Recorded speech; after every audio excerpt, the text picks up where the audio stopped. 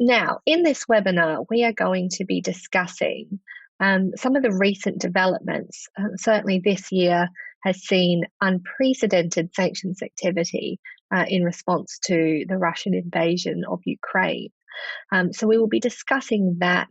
I will also provide a refresher on some of the key concepts underlying the sanctions regime.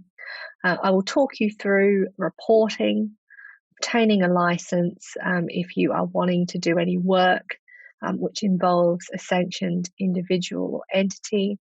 And then we will be wrapping up with a discussion of some of the new guidance which has been issued as well, alongside some compliance tips.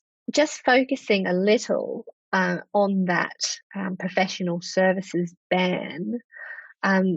What does connected to Russia mean? So prohibited is any person connected to Russia from being provided with those services. And if you're wondering, gosh, there are so many amending regulations, regulations amending the Russian regulations, where on earth do I look?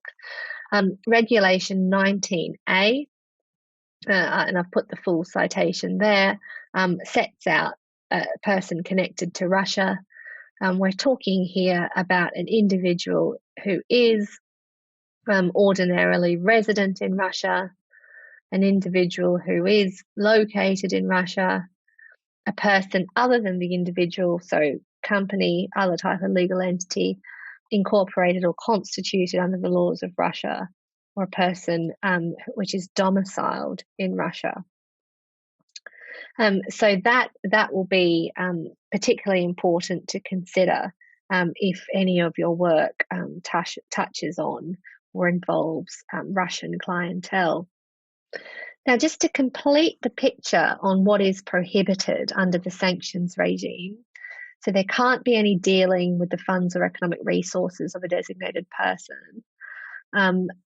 There is also an anti-circumvention offence, where it will be a criminal offence if a person intentionally participates in activities knowing that the object or the effect of them is designed to circumvent any of the prohibitions, or to enable or facilitate the contravention of any such prohibition.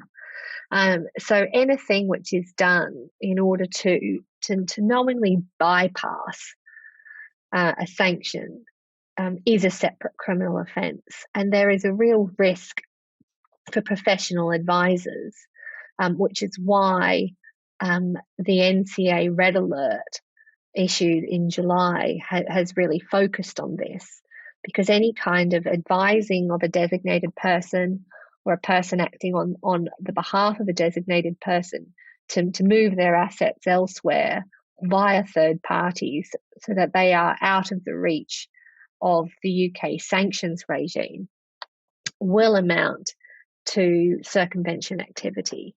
So that is just important to bear in mind.